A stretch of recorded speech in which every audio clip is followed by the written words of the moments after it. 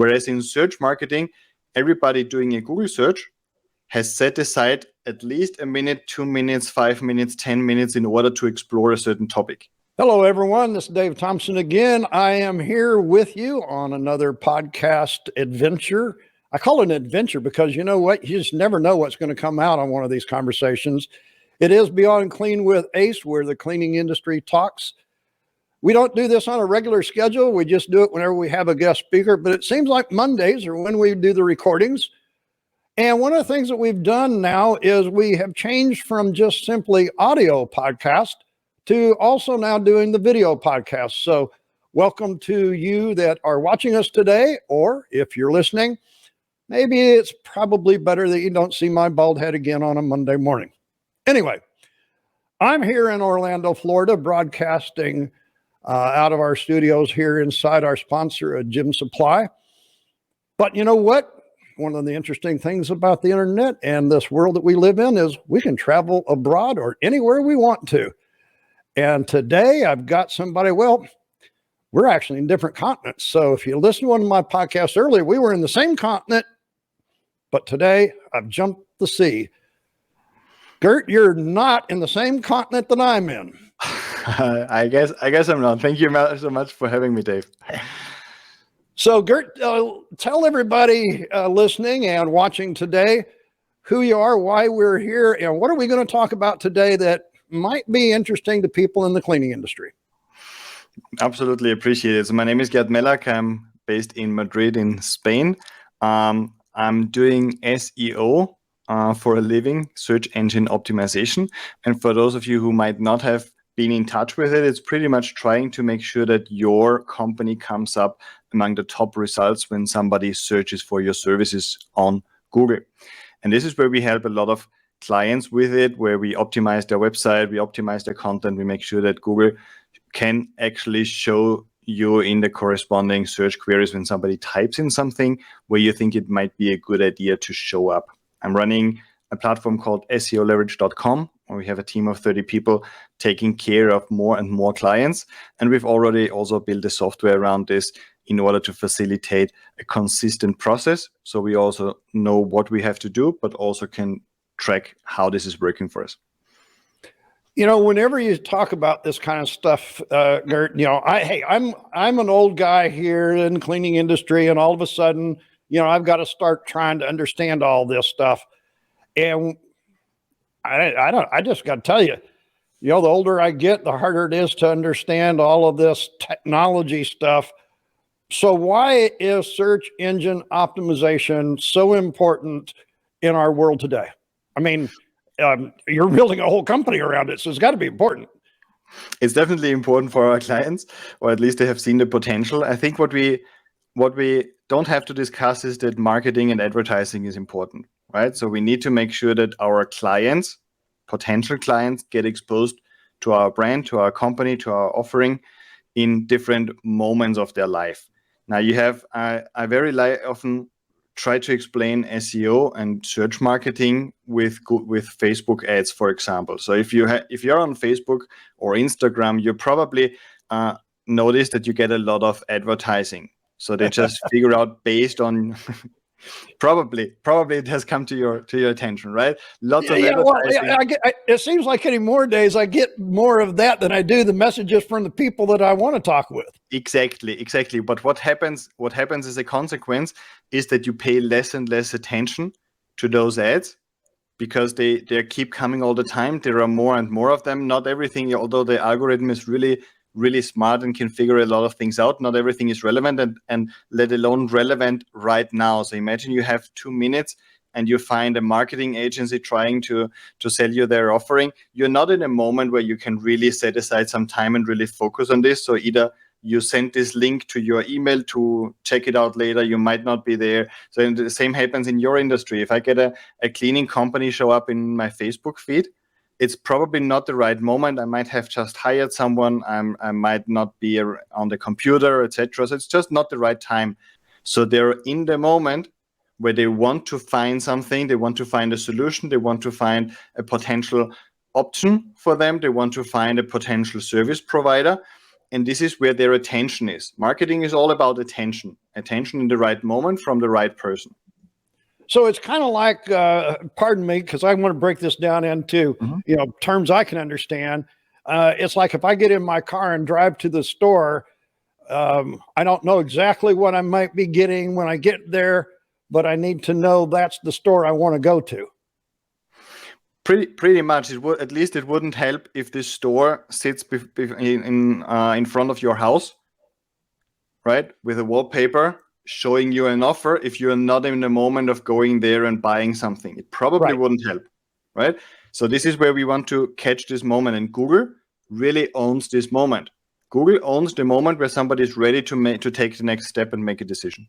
So is Google the only one we're concerned about? It seems like every conversation I have with anybody, it's all about Google anymore. Yeah, is this true? Pretty much. So except for China, where there's Baidu, a different search engine, we're definitely not experts in, but a lot of things still hold true over there.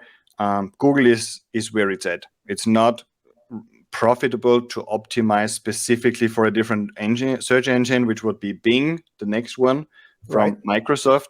But if you specifically optimize for Bing, you might have then drawbacks on Google again. So we really focus on Google, and a lot of the things you do for Google are already going to help you on Bing. Okay, so you mentioned the Facebook ads. Should I not do the Facebook ads? Because you take marketing, everybody says, oh, marketing, it just covers everything. But I don't think that's true. These are all segmented parts of it, right? When I learned first about marketing, we had this term which I really like, which is called marketing mix. And the marketing mix for me is like multiple pillars below a building. Okay. And one of those pillars, in my opinion, must be search marketing. If somebody searches for your services in your area, you need to be found, right? This is one pillar. We can then explore a little bit more. Another pillar for me is Facebook ads or LinkedIn ads. Depends on whether you work with in B2B or B2C. If this is B2B, you probably want to check out LinkedIn, because this is where the business decision makers very often spend their time and have their attention. So definitely there are other pillars you want to have in your marketing. Search marketing and specifically SEO should be one of them. So you're saying one of those, how many of those are there, Gert? It depends on your company, really, how many channels you think your company should be present based on who makes the decisions in your clients' companies, right? So we always say depends. This depends, for example, on your client's age, right? We see now TikTok coming up, and it's not only the 15-year-old boys and girls doing their dances anymore. It has become a serious platform. So we see clients even that are targeting 30, 40, 50-year-old potential clients reach out to TikTok and get really good results. I have a car repair shop as a client here in Madrid, and they are doing really, really well with TikTok now. They just film whatever they do, and people in their surrounding get the videos, see the videos. So everybody working in locally, and especially in your industry, I would definitely recommend just documenting what you do on TikTok and see what happens after a few weeks. Folks, if you've been listening to any of our podcasts or watching them now, you probably have just talked to Nikki Anderson up in Canada. And when we were talking with her on last week's podcast, we were talking about Google, and we were talking mainly about YouTube Shorts. And then she said, Reels, and, the attention span of people is like 5 to 15 seconds now. And you're talking about they're going to take a minute to find my billboard. I got to get that billboard in the right place. I think we are talking about two different things. So one, for me, social media in general is for branding. What do I mean by this? I mean that I want to get in front of my potential clients, like marketing always wanted to do, right? Even before the internet, the goal was to get in front of your potential clients, right? But we are well aware that this is not exactly the moment where they're going to take action. But when they're ready and they see that you are one of the potential options, they might recall that they have been following you, they might have engaged with you, they have seen your content, etc. Whereas on search marketing, if you're searching for something on Google, be it where to go, where to spend your vacation, or a potential tool for your work, or a potential provider, a potential partner, potential company you want to work with, you are going to set aside a few minutes of your time in order to figure this out. And you're probably on the computer, not maybe only on the mobile phone, you might even be on the computer, really taking this seriously, making your notes, copying your details into a spreadsheet or whatever it is. And this is where the attention has a different quality. So do the two work in tandem, separately, or in parallel? I think they really complement each other, because for me in search marketing, if a client of mine is one of the potential search results and they have been doing their social media work and their branding, they have gotten the word out there, it's just more likely that somebody in Google is going to recognize their brand. And what this means is they're going to be more likely to click on this search result. We don't click on every single search result, let alone what comes on page 2, page 3 or so of Google. We only focus on what Google is recommending us. And Google users, and we have studies about this, tend to trust what Google recommends to them. So the top spots are extremely important. So then what we want to do is whenever somebody searches for custodial or janitor, we want to be at the top of that recommended list. Depends on where you want to, in general terms, yes. However, the terminology you want to optimize for might not be that generic. It might be a combination: janitors New York City, janitors Manhattan, janitors downtown Manhattan, for example. Very often local businesses do very, very well when there is a location involved. So people are going to search for someone with their location next to it, or Google is going to imply it, meaning Google is going to understand that you look for somebody in your area, and this is what you then optimize for. So if I sell iPhone cases, I don't want to rank for iPhone. I want to rank for iPhone cases, Madrid or south of Madrid or whatever it is, to make this really specific as a local business. So location is a big driving factor then? Absolutely, because just think about the search user typing in janitor. This might be someone looking for a janitor. This might be someone interested to work as a janitor. This might be someone interested in how much does a janitor make.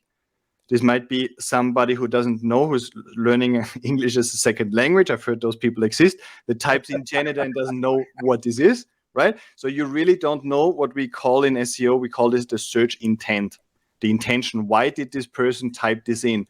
However, if I type in janitor, janitors Orlando, or janitors plus city, for example, Google understands that this person is looking for something more specific and is going to be better at suggesting the right results. So is this when I should put in all of these hashtags into everything I do so that that it's picked up that way? And then I guess then the question is, when do you stop putting them in? Because like for me, I cover everybody. I cover the world. People come for certification and education from everywhere. Right. You want to, in search, you want to still make decisions, right? It's like in our case, I could be offering my services everywhere.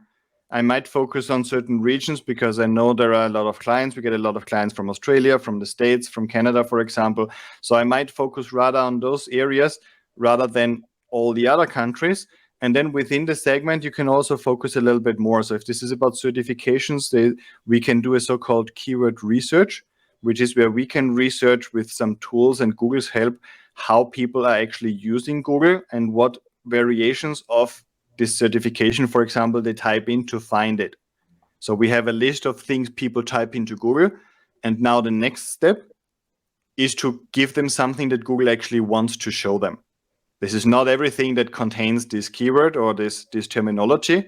And the hashtags would be for social media. We don't need hashtags specifically in search. We just need the right content on the page.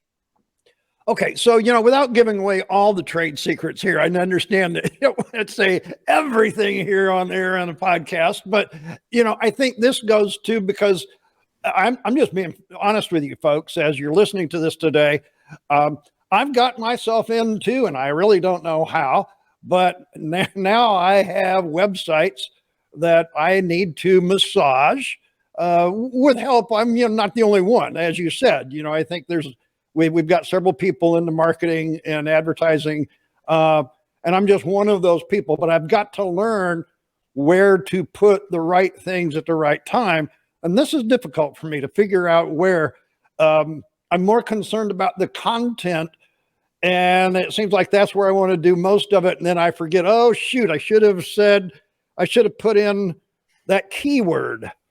Now you're adding a keyword thing to it, and I forget that. Do we have checklists, laundry lists, or something of all these things we should do? Or is that the way you do it? You probably need to see this in different iterations, right? So the first thing I always suggest is that we need to just type into Google what you would like to see your company for, right? If you know that you get this feedback from people when you ask them, how did you find us? Yeah, we just typed in janitor service plus city and your site came up, for example. So you get this kind of feedback. You probably have an idea what kind of keywords might people type in. Do yourself a favor and type this into Google and check out the results that come up, all of them, the top 10, first page, right? First page, because this is where the decisions are made. There is a joke that says the best place to hide a dead body is page 2 of Google. Because nobody ever looks there, right? Nobody ever is going to look there. So Okay. what this means is we want to pay very close attention to page 1 and see what is it that Google apparently is looking for. And this is a very important thing I want to bring across. We have this image of Google being this giant corporation.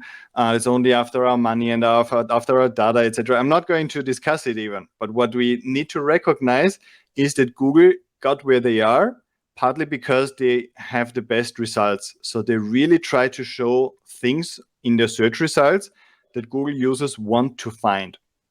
So if I have a list of results, this is pretty much what Google thinks people want to find. So my version, if I want to get in there on page 1, can't be drastically different. Does this make sense?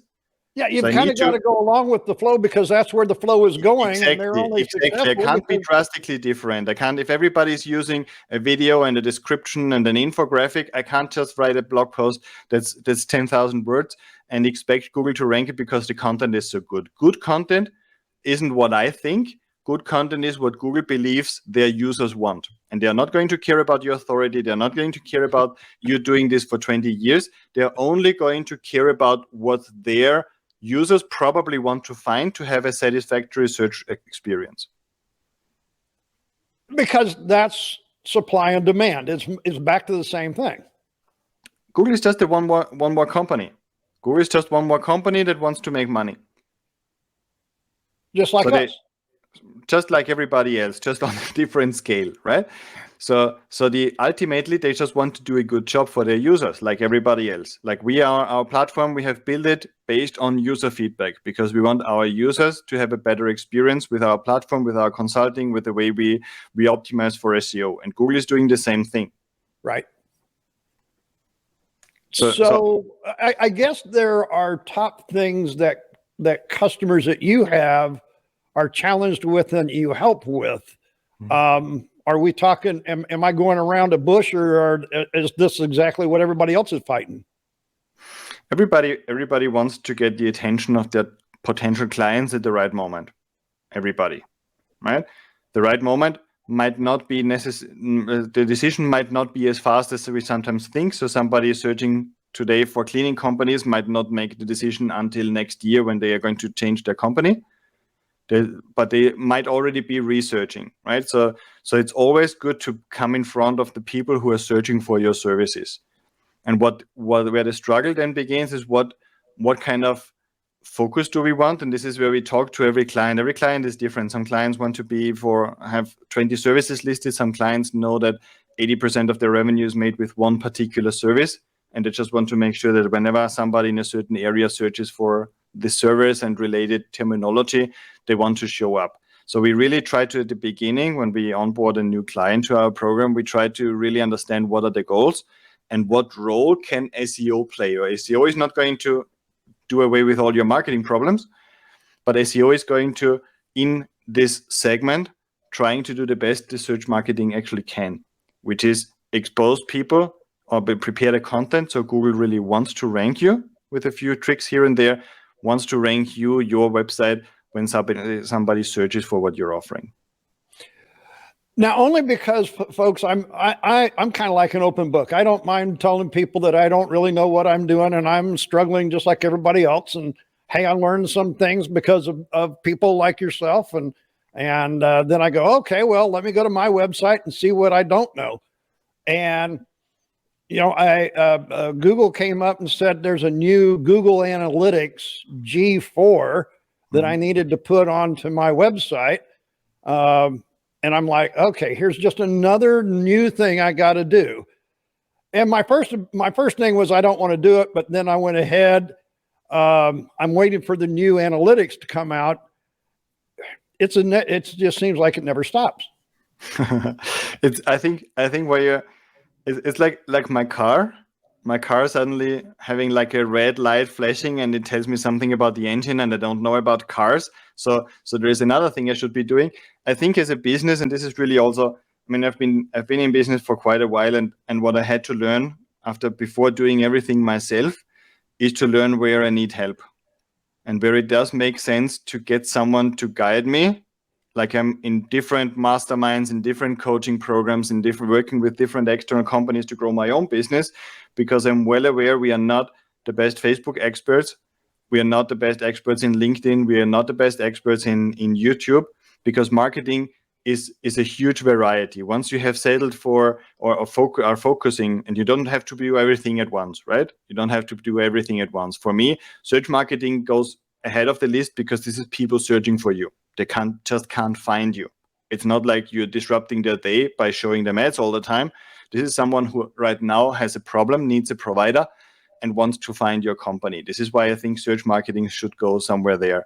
But then I do believe that a company that's doing reasonably well does need help from an external consultant, agency, or something like this, because it's just too complex and it's just too easy to spend a lot of money in vain. Okay, so since you mentioned it, I'm going to follow your lead there, because I've talked to other people and I have experienced myself where we got involved with some what we thought was an organization and turned out to be a single person.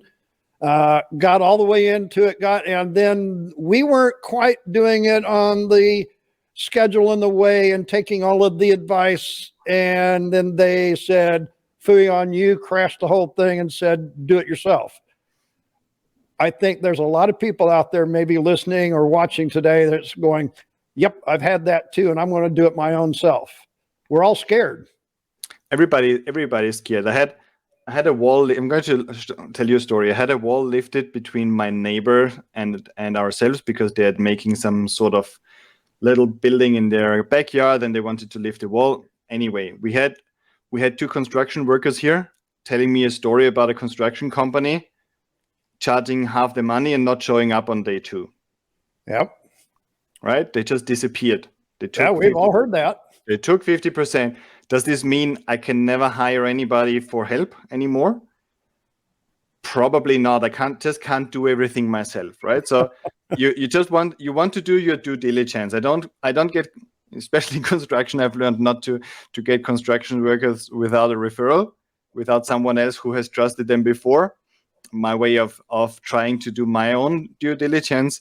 I believe one rule, and we discussed this before you hit record already a little bit. One thing to be in a safer place, I believe, is to go with a company where you're absolutely sure you talk to more than one person. Ideally, even on a call or in different emails, etc. Obviously, a freelancer can simulate having an entire empire behind them, but you probably get a sense of who trusts them, who have they worked with, who endorses them. Is this a company, or am I talking to a solopreneur? Right? If this is a freelancer, chances are that, especially if they struggle with the project for whatever reason or have a difficult time, we have heard this as well, that clients tell us that freelancers suddenly disappeared, especially on the tech side. So if somebody gets a programmer in and gets them fix some stuff, and suddenly the website isn't fixed and the program is gone. We have heard these things as well. So you definitely want to do your due diligence, ideally work with somebody that gets referred to you, asking your surroundings who has a developer they are really happy with, or at least ideally a development service. There are services out there. For example, if your website runs on WordPress, which is very common, there are services out there, companies. We send our clients to a company we really trust that has 20 programmers on their team that help our clients, for example, because we also advise them against using a single provider. So tell us, is there an average? I mean, are we looking at, hundreds of thousands of dollars when we look at somebody like this, or what do we expect is going to be our outlay for a good SEO company like this? I mean, I'm not trying to, everybody has a different opinion of this. Yeah, I think everything that's below $1,000, $1,500 per month, usually it's a monthly retainer, is probably only doing a fraction of what they should be doing, right? Okay. We have seen people, especially aggressively advertising on Facebook, on Google, etc., trying to sneak in with $200, $300 offers per month, and probably only doing a fraction of what you actually want, right? So you're looking at between $1,000 and $2,000 probably per month for a few months to get the optimization on your website. Depends on where you really are, right? Very often, what we do the first time is that we check out the client's website. I get to know what are their goals, what do they want, what kind of services do they want to push, etc. And we say, look, this is where you are. This is where we think we can take you. And this is the gap that needs to be bridged. The gap might mean that we need to create some content. The gap might mean that the website needs an revision because it might sometimes is outdated or something, or doesn't work well on mobiles or things like those, like technical issues, technical handbrakes we need to loosen. And we might need a tech company or tech support helping out with this one. We really need to figure out where this is, but definitely it's if you spend $200, $300, $500 a month on SEO, you're probably not going to go very far. And that's what I was after. Thank you very much, because that gives me and our audiences listening, you've got to put some budget in this if you really want to get on that first page, is what we're saying, right? Absolutely, and it's something that needs to be kept up. So it's not like we apply a sticker to the website and this is now SEO optimized. It doesn't work this way, although some agencies try to sell it this way. So you can do certain optimizations on a website, but this is a space, in your space, where hundreds of thousands of companies are going to compete for 10 rankings on page 1. Everybody wants to be there, and everybody's going to do their optimization, and they're the thing they think is relevant and important to do, and Google is going to make a decision. So it's something you need to keep up. It's a marketing expense. If you have a certain marketing budget, part of it should be on a regular basis assigned to search marketing and to optimizing articles, refreshing them, revising the articles you wrote last year to make them current with what's happening on Google. It's just a very fast-moving space. So whenever I'm talking about this on this, Gert, are we talking about, like an organization like ours that has multiple different websites? I'm needing to do this now on every website, or do I use the same SEO person to cover like 2 or 3 of the websites I have? I think if you do SEO, you're probably going to go with one company that takes care of your SEO, and then in a joint conversation decides, if you have all those websites, where does SEO make the most sense? Is this one website? Is this 2 websites? Does this need to be all of those? And maybe do this in sequence as well. Try one website, check if you're getting results with this company and the process they use and how they think about your concept, then maybe replicate. The most common case we see is usually one website anyway. So that someone having multiple websites sometimes can happen with a lot of different owners or different marketing managers. We have seen this before, but this is very often when the first step we then consolidate even and say, look, let's consolidate all those websites into one if it's possible. If not, this is then a strategic decision that needs to be taken at the beginning. Well, I'm just going to give you for an example, folks. I mean, because, and I'm sure the listeners and those that are watching are probably thinking along these lines. For an example here, the sponsor for our show here is Gem Supply. They supply janitorial goods and distribute those. However, I run the Academy of Cleaning Excellence, which is solely education and professional development knowledge for cleaners, which is very much separate. I don't distribute and that. but I'm basically a service of, and so we have two different websites. So, but we do kind of share some common stuff between the two, but really we have two different messages, two different audiences, because that's the way it is. So, you're saying, well, I probably need to figure a $15,000 a month budget for each one. 1,500. So we probably want to think about where do you want to be found, right? So if you have courses and somebody is searching for training material, etc., it sounds like the other side would make more sense, right? If this is about supply and different brands, etc., then the gem supply might make more sense in this case, right? It's really about who do you want to attract and to which part of your business. Very often we see businesses having a certain entry point, as we call this, right? It's like the first touch point, like the first thing people tell you on the phone when they call you and say, look, this is the problem I have. Example, construction, I stick with this example. Construction company telling me people want to know how much a refurbishment is, right? Stupid question. We have no idea how big, what kind of finishing, what kind of luxury somebody wants or doesn't want, but it's the entry point, right? So we created an article about how much is a refurbishment and then just explain why we can't know, and this leads to leads and sales and calls every day, right? So we really want to analyze who is searching. But back again to what you said is Google says this is what people are asking for, whether you feel it's a ridiculous question or not. If that's what they're searching for, that's still the entry point to get people to recognize you, to even go to the next step, to initiate the phone call contact, or even look on the next page. There you go. It's all about the attention. Where is the attention at the right moment? And if the right moment is that somebody asks a stupid question, this is where we want to give an intelligent answer.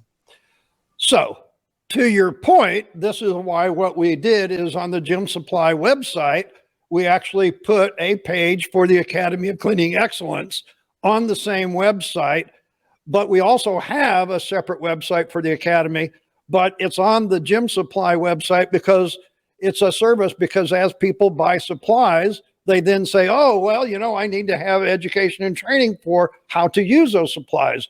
But the entry point really most of the time is, I need a supply, I got to have this is what I need to do the work, and then the second one. And this is what you're talking about, correct?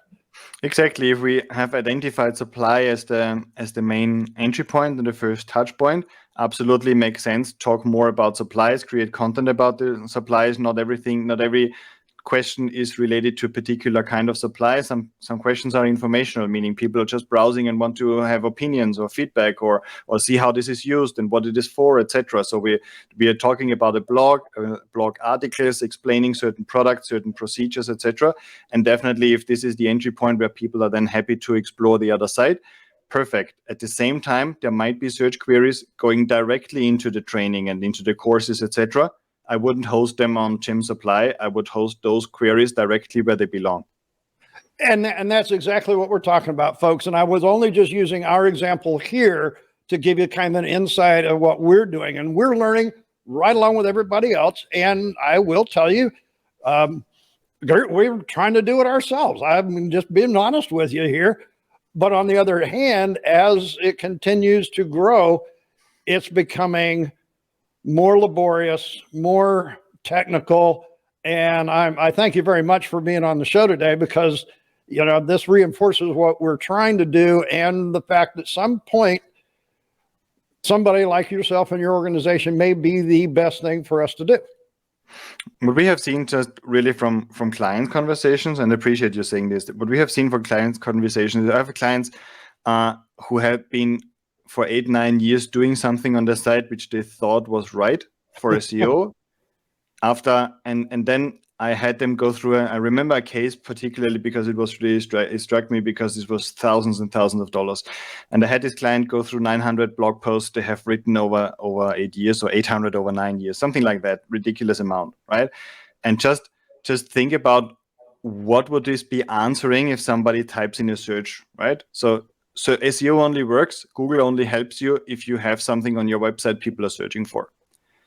And this person specifically has been writing about everything over 8-9 years, but never considering how this should be actually used in search, or how this could help her business.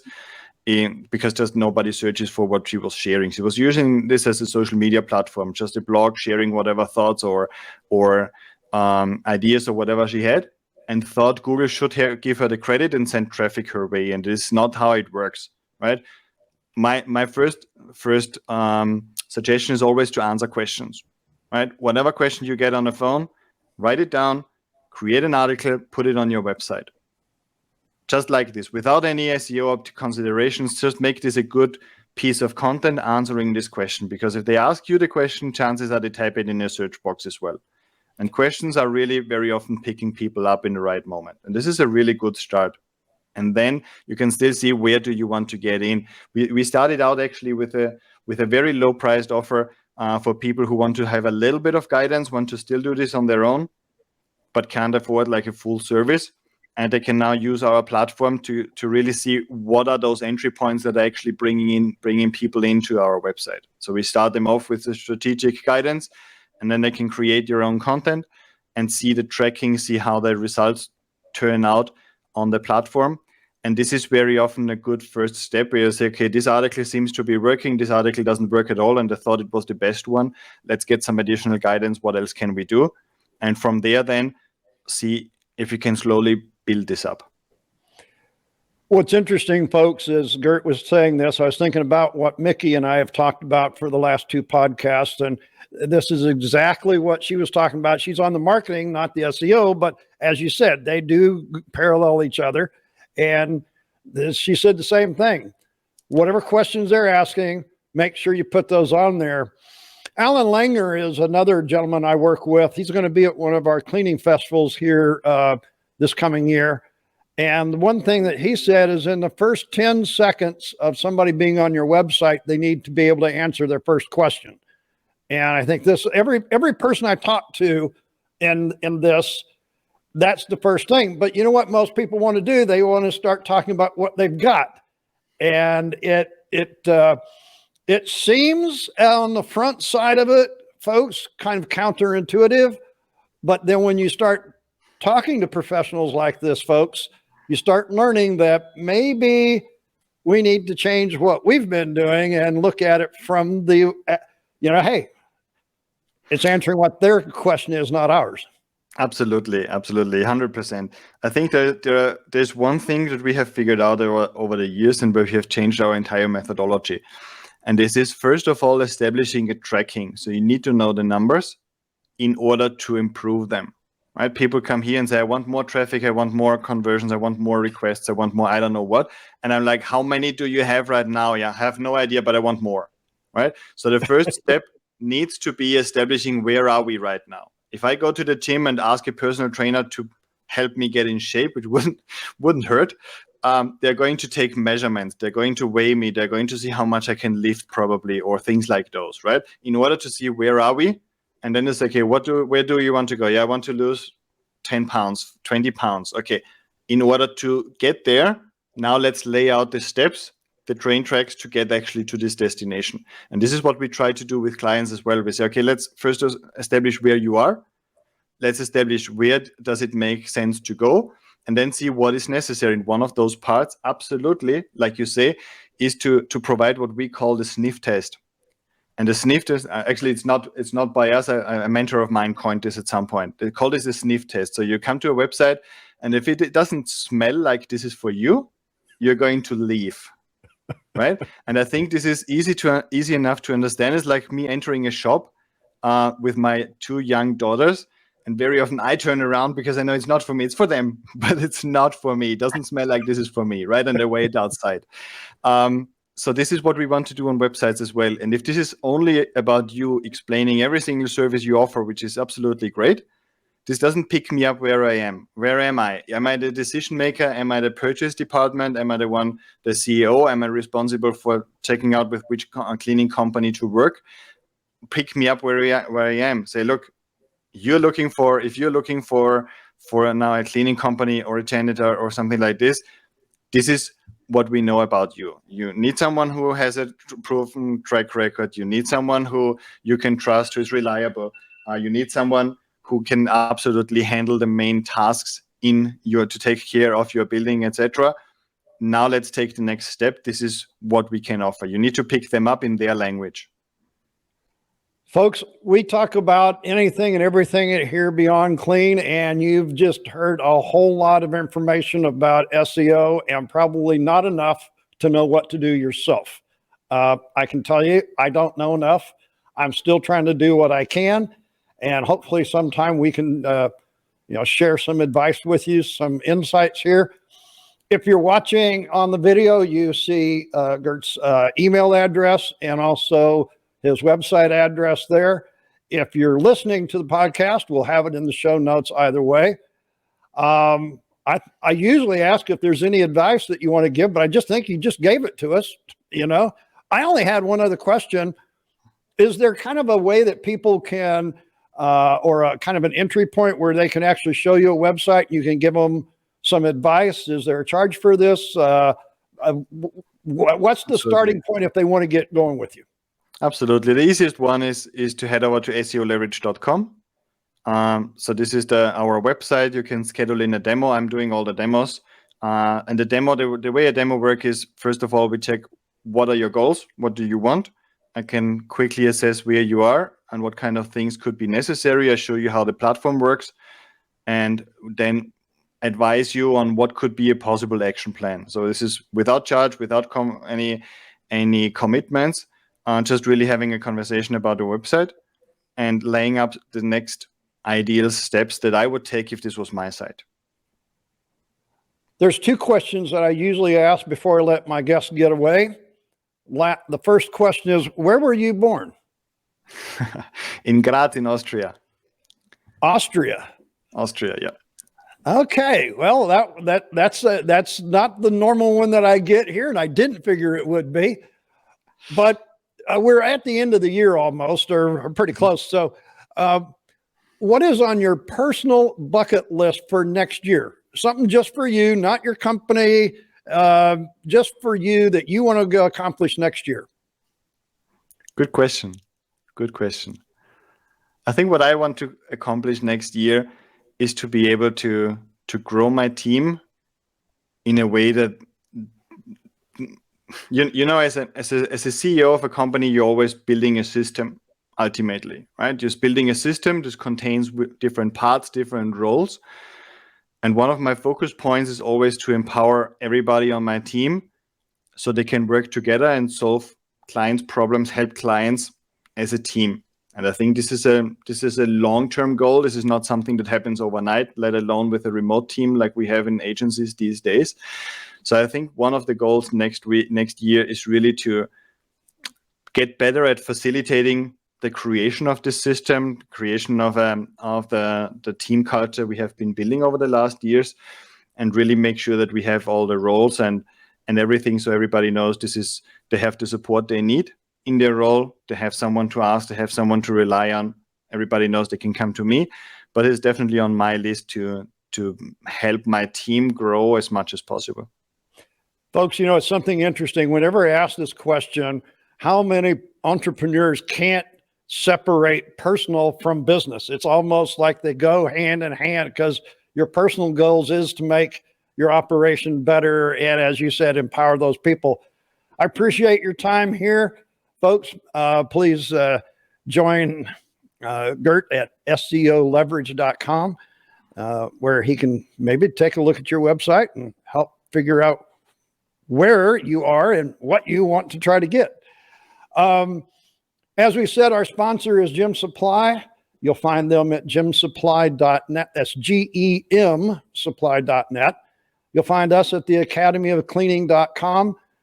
And if you're looking at this or watching here in November still in 22, we have our 5 finalists for the Rockstar Custodian National Award. The voting has been fierce. We like for you to go over there. You can find that voting on either one of those sites. Folks, this is Beyond Clean with Ace, where the cleaning industry talks. We now know where Gert was born, in Australia. We know what he wants to accomplish next year.